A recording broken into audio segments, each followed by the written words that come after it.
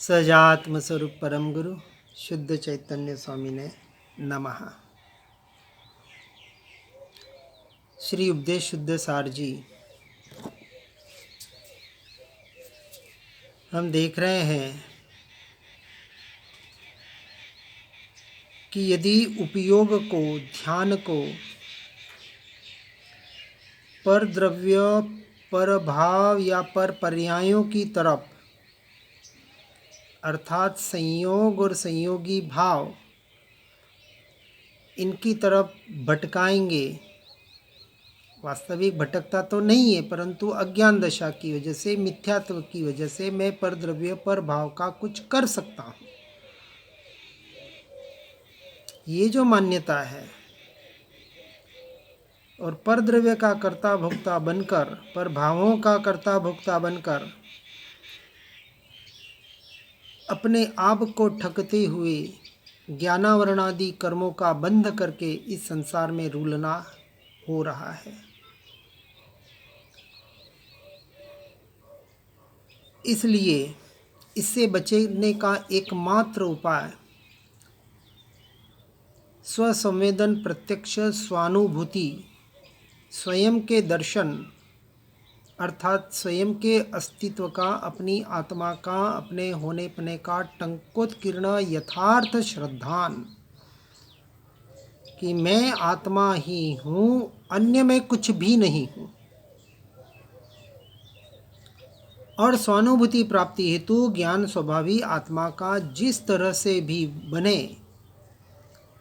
दृढ़तापूर्वक टंकोत्कीर्ण निर्णय करना चाहिए और ज्ञान स्वभावी सिद्ध स्वरूपी शुद्धात्मा का निर्णय दृढ़ करने में सहायभूत ऐसे तत्वज्ञान का, द्रव्यों की स्वयं सिद्धि, अधिकारों का, सत्यता और स्वतंत्रता का, द्रव्य गुण पर्याय, पर्याय अर्थात उस द्रव्य की, उस क्षण की, उस समय की अवस्था, जो उत्पाद व्यय हो रही है, उत्पाद व्यय ध्रुव्य के स्वरूप को, नव तत्व के सत्य स्वरूप को, जीव और शरीर की क्रियाओं की भिन्नता को अर्थात जड़ और चेतन जीव, इन दोनों के परिणामों की, उनकी क्रिया की, उनका भेद ज्ञान, उनकी भिन्नता जानकर,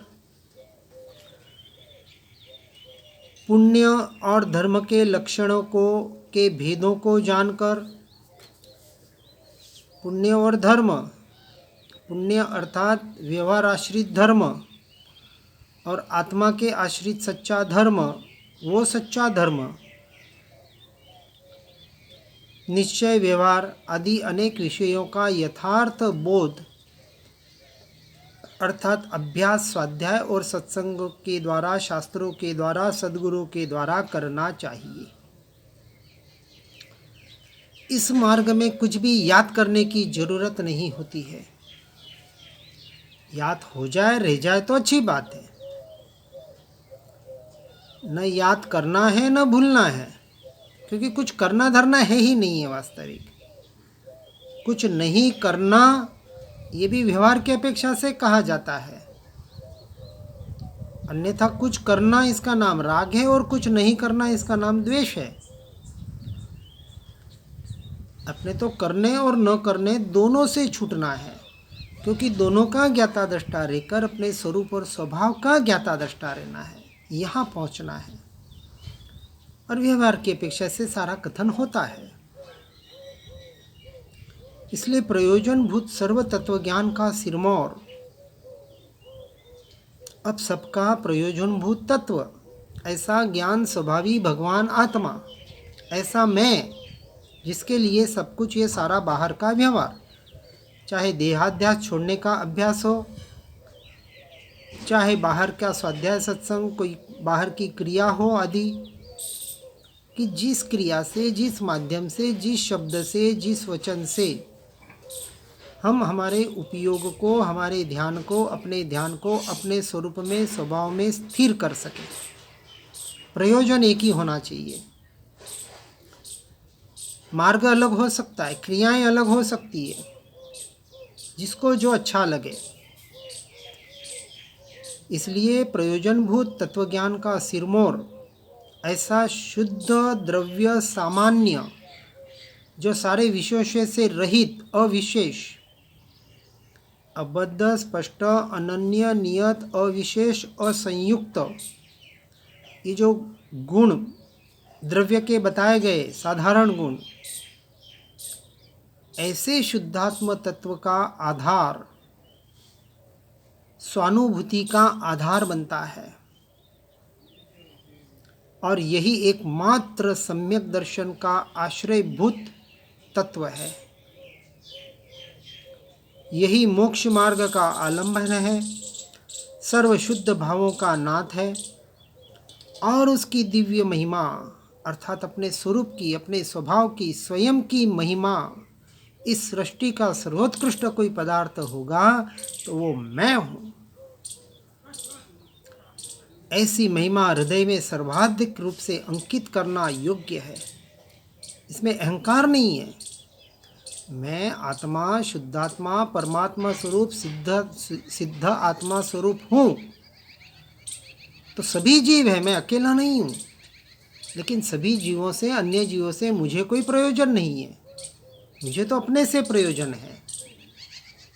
क्योंकि जब ये जाना पहचाना, न कोई मेरा भला बुरा कर सकता है, न मैं किसी का भला बुरा कर सकता हूँ, कोई किसी का परिणमन करने में समर्थ नहीं है।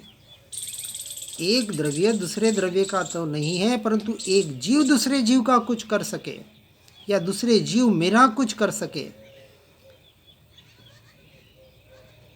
ये इस मार्ग में अपेक्षित नहीं है। ऐसे निज स्वरूप परमात्मा पद में उपयोग लगाने से, जब तक अपने परमात्मा स्वरूप स्वभाव में उपयोग को स्थिर करने का पुरुषार्थ नहीं होगा, तब तक परम आनंदमयी, परम श्रेष्ठ पद अर्थात वो परमात्मा पद, अर्थात केवल ज्ञान और सिद्ध पद, जीव अपनी पर्याय में प्रकट करने में असमर्थ है। और यदि ये सब कुछ प्रयोजनभूत तत्व की अपेक्षा से चलता है, तो हर जीव में एक क्षमता पड़ी हुई है, अभी पड़ी हुई है, इसी क्षण उतनी ही पड़ी हुई है। अनंत गुण जो सिद्ध परमात्मा में हैं, केवली भगवंतों में हैं, उतने के उतने, ना अंश रत्ती भर कम ना ज़्यादा, हर जीव में पड़े हुए हैं। उतनी ही क्षमता, उतनी ही शक्ति, किसी भी अपेक्षा से अंश मात्र भी न्यूनाधिक नहीं है। इसलिए उसे अगुरु लघु कहा गया। न न्यून है, किंचित न्यून भी नहीं और किंचित अधिक भी नहीं। जैसा का तैसा परमात्मा स्वरूप मैं भगवान आत्मा, उसका स्वीकार करके परमात्ममय जीवन जीने का प्रयास करें। इसलिए सब में प्रयोजनीय ऐसा जो तत्व गाथा 346-47 में बताते हैं कि ऐसा जो प्रयोजनभूत शुद्धात्मा, जो सम्यक दर्शन, सम्यक ज्ञान, सम्यक चारित्रमयी शुद्ध परमार्थ है, और इसी के आश्रय से मुक्ति की प्राप्ति होती है। अर्थात जो पर्याय हर समय में उत्पाद व्यय हो रही है, पुरानी क्षय हो रही है, नवी उत्पाद हो रही है। व्यय हो गई वो भूतकाल हो गया, और वर्तमान की एक पर्याय, और जो उत्पन्न होने वाली है भविष्य की पर्याय। हर पर्याय स्वतंत्र है, अर्थात हर समय में उत्पन्न होने वाली ये पर्याय हर क्षण परिणमित, परिवर्तित हो रही है। और ऐसी पर्याय जब अपनी आत्मा का, शुद्ध आत्मा का लक्ष्य करती है कि ये जो जानने वाला ज्ञान स्वभाव, यही मैं, ये मैं, यहाँ तक विचार है, यहाँ तक भावमन है। और जो वो अपने मैं में ढलती है, मैं का आश्रय अर्थात उस परिपूर्ण अभेद अखंड ध्रुव तत्व का, अपनी आत्मा का, ज्ञायक का आश्रय करती है, तब वह पर्याय शुद्ध हो गई ऐसा कहा जाता है। और उसी क्षण जीव अपना स्वयं का अनुभव करता है। ये जो अनुभूति हो रही है, ये अनुभव हो रहा है, मैं स्वयं से स्वयं का ही निरंतर हर क्षण अनुभव कर रहा हूँ। ऐसी पहले स्वीकृति होनी चाहिए भीतर से। और मैंने आज दिन तक परद्रव्य परभाव का अनुभव किया नहीं, कर सकता नहीं। अनुभव में भले आ जाते हों, जानने में आते हैं, लेकिन मैंने आज दिन तक उन्हें जाना नहीं, जान सकता नहीं, ऐसा मेरा स्वभाव है। हर क्षण निरंतर मैं स्वयं से स्वयं को ही जान रहा हूँ। ऐसा दृढ़ निर्णय हमें प्राथमिक अवस्था में करना है। पहले निर्णय ही होगा, उसके बाद अनुभूति की और केवल ज्ञान की बात है। इसलिए कहते हैं कि स्वयं के आश्रय से ही मुक्ति की प्राप्ति है। और जो इस अर्थ से विरत है, अर्थात इस भेद को पहचान कर जब तक वैराग्य की प्राप्ति औदासीन्य वृत्ति को अपने जीवन में प्रकट नहीं करता है, वैसे तो नेचुरली होनी चाहिए, और नहीं हो रही है तो प्रकट करने का भी प्रयास करना चाहिए। इस संसार की असारता का, क्षणभंगुरता का, नश्वरता का जब तक एहसास नहीं होगा, यथार्थ वैराग्य प्रकट नहीं होगा। इसलिए श्रीमद जी ने कहा है, ज्ञान का फल वीरति है। वीरति दो अर्थ से, एक व्यवहार की अपेक्षा से देश वीरति और सर्ववीरति, गुण स्थानक की अपेक्षा से। देश वीरति में 5 अणुव्रत, 11 प्रतिमा आदि, और सर्ववीरति में 5 महाव्रत, 28 मूल गुणों का पालन आदि। ये व्यवहार हुआ। और निश्चय से वहाँ देश चारित्र अर्थात 15 दिन के भीतर भीतर शुद्धोपयोग, और छठे गुणस्थानक में सकल चारित्र अर्थात अंतर्मुहूर्त आत्मलीनता एकमात्र प्रयोजनभूत तत्व। और कोई साधु को, मुनि को, निर्गंत परमात्मा, हमारे जो भी जितने भी भावलिंगी संत है, इसे भावलिंग कहा। और कोई काम नहीं है वहाँ, जहाँ आहार निहार विहार की क्रिया भले होती है, शुद्ध से शुद्ध होती है, फिर भी उसे उपादेय नहीं मानते, हेय मानते हुए होती है, उसके अपने आप को कर्ता भोक्ता नहीं मानते। और इस भेद को जो नहीं पहचानता और संसारिक शरीर, धन, कुटुंब आदि पदार्थों में मग्न रहता है, वह सच्चे ज्ञान से, अपने स्वयं के ज्ञान से, अपने स्वभाव से दूर हो जाता है।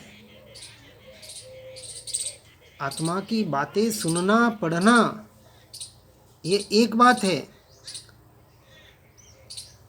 और अनासक्त भाव से स्थित प्रज्ञ स्थिति अर्थात आत्मरमणता, जहाँ आत्मरमणता है वहाँ सांसारिक आशाएं और अपेक्षाएं, सांसारिक विकल्पों की माया जाल से वह जीव छूट जाता है। छूटना ही पड़ेगा। कब तक इन विकल्पों में उलझते रहेंगे?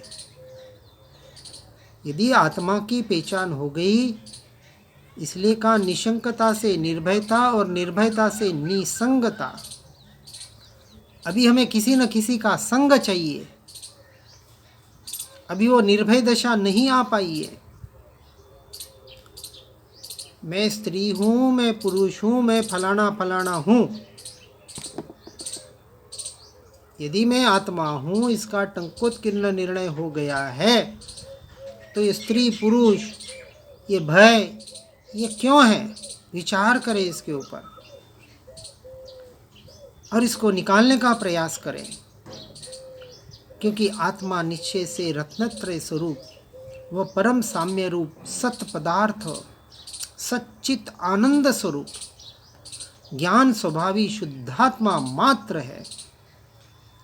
और जो इस ज्ञान को नहीं जानता, नहीं अपनाता, अपने जीवन में नहीं उतारता, आचरण में नहीं लाता, अर्थात आचरण की बात समझना, जो आत्ममय जीवन जी रहा है, आत्मज्ञान ये कोई हमारा लक्ष्य नहीं है, सम्यक दर्शन ये लक्ष्य नहीं है, इसलिए गुणस्थानक को भी बराबर समझना है। पांचवा गुणस्थानवर्ती जीव संसार से छूटेगा ही छूटेगा, नियम है। आज हमने अपने मन के कल्पना से कुछ गुणस्थानक बना दिए और उसे गुणस्थानक का नाम दे दिया। जहां से शब्द आता है उन शब्दों को भी विपरीत कर देते हैं।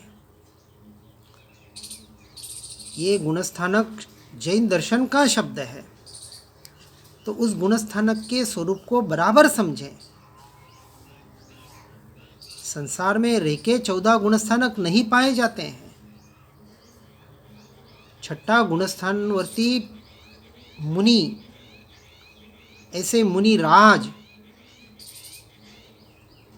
जिन्हें चलते फिरते सिद्ध कहने में आता है, क्योंकि सिद्ध परमात्मा परमानेंट अपने स्वरूप में स्थिर है और ये चलते फिरते मुनिराज सिद्ध समान अंतर्मुहूर्त अपने स्वरूप में स्थिर हो रहे हैं।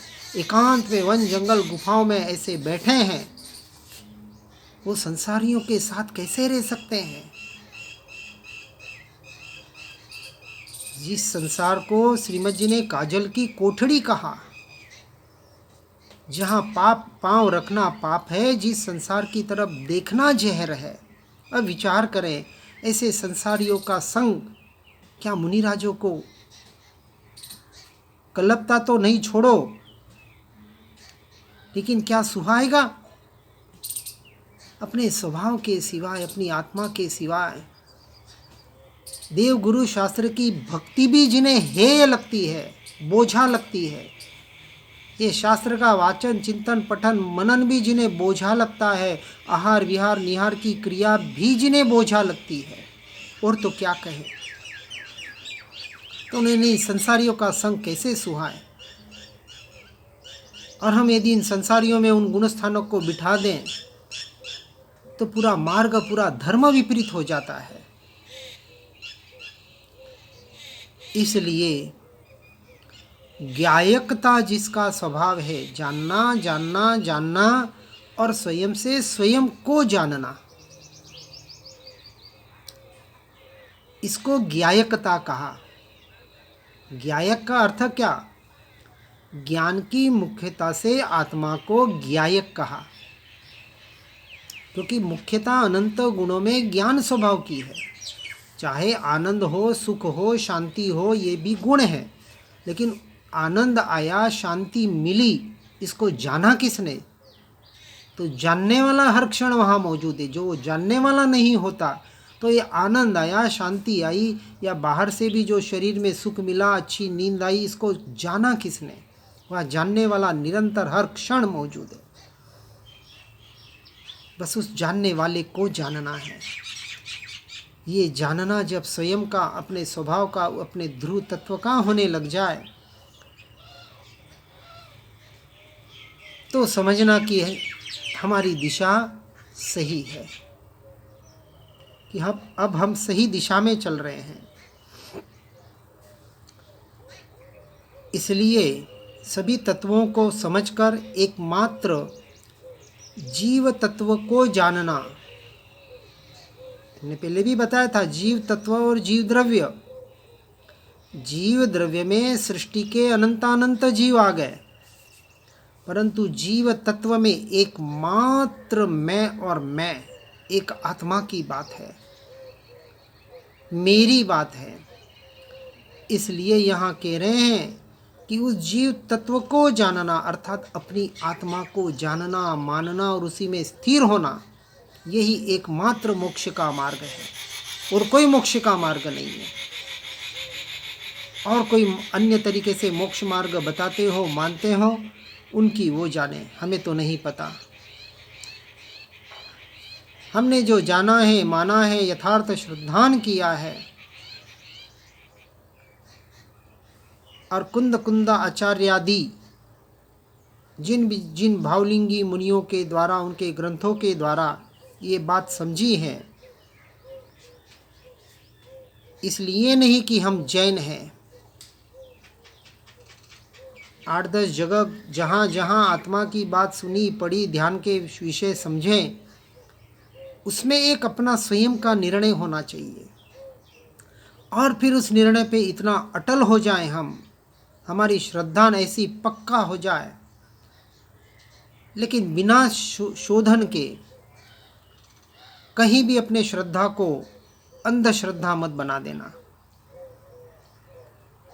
स्पष्ट शास्त्रों में बात बताइए, गुरु भी ठोक बजा के करना है।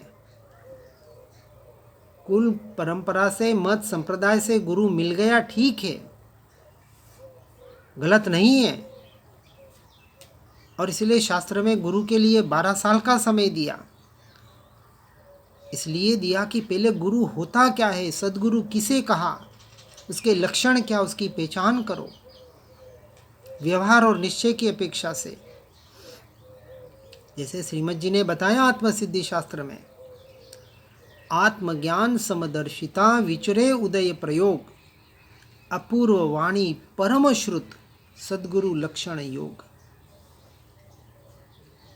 परम श्रुत की बात बताई, जो चारों अनुयोगों का यथार्थ अभ्यासी हो, अपने तत्व का निर्णय जिसको अनुभूति के आधार पर हुआ हो, ऐसा गुरु, जो अपने आप को गुरु बनाना नहीं चाहता हो, और ऐसा शिष्य जो अपने आप को शिष्य मानता न हो। इसलिए इस मार्ग में गुरु शिष्य की कोई परंपरा नहीं होती, और जहाँ गुरु शिष्यों की परंपरा चल रही है वहाँ कहीं न कहीं स्वार्थ जुड़ा हुआ है, लौकिक स्वार्थ। यहाँ अलौकिक स्वार्थ की बात हो रही है, पक्के स्वार्थी बनना है। अलौकिक मार्ग कहाँ? स्व का अर्थी, मैं ही मेरा देव, मैं ही मेरा गुरु, सब कुछ मैं ही हूँ, सब कुछ मुझ में है, बाहर कुछ है ही नहीं, और बाहर मुझे ज़रूरत भी नहीं है। ऐसा जब वो जीव निरपेक्ष हो जाता है, असहाय हो जाता है, न कोई आशा किसी से, न किसी से कोई अपेक्षा, न कोई स्वयं की इच्छा, इनसे जब रहित होता है, अपने आप को टटोलना भीतर से, किसी के कहने से नहीं, क्योंकि अपने भीतर क्या चल रहा है, हम कहाँ तक हैं, हमारा निर्णय हम स्वयं ही कर सकते हैं। क्योंकि आज कोई मनोपर्य ज्ञानी और केवल ज्ञानी है नहीं।